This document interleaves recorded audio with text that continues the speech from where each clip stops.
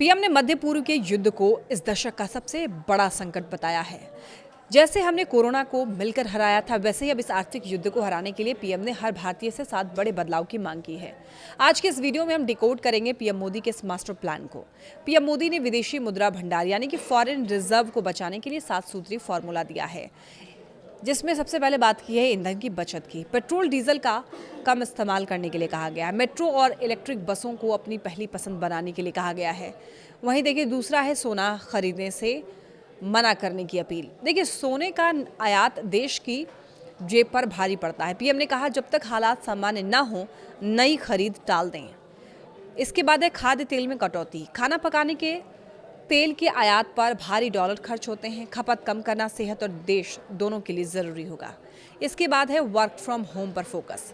Offices को फिर से घर से काम करने के मॉडल पर लौटने की सलाह दी गई है। ऑनलाइन क्लासेस की भी बात की गई है। सड़कों पर ट्रैफिक कम करने के लिए स्कूलों को ऑनलाइन मोड अपनाने का सुझाव मिला है।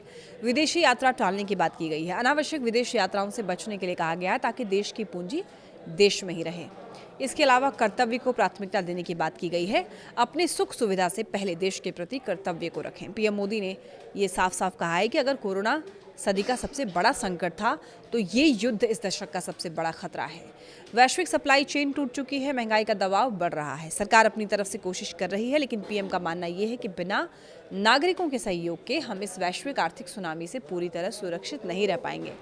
ये संदेश साफ है, सरकार राहत देगी, लेकिन जनता को अनुशासन दिखाना होगा। संबोधन के दौरान पीएम भावुक भी हुए और याद दिलाया 11 मई 1998 का वो दिन, जब भारत ने पोखरण में ऑपरेशन शक्ति के जरिए दुनिया को अपनी ताकत दिखाई थी। पीएम ने कहा कि जैसे सोमनाथ मंदिर को बार बार तोड़ा गया, लेकिन वो हर बार और भव्य होकर खड़ा हुआ, वैसे ही भारत को दुनिया की कोई भी महाशक्ति दबा नहीं सकती। चाहे प्रतिबंध लगें या युद्ध हो, भारत का स्वाभिमान नहीं झुकेगा।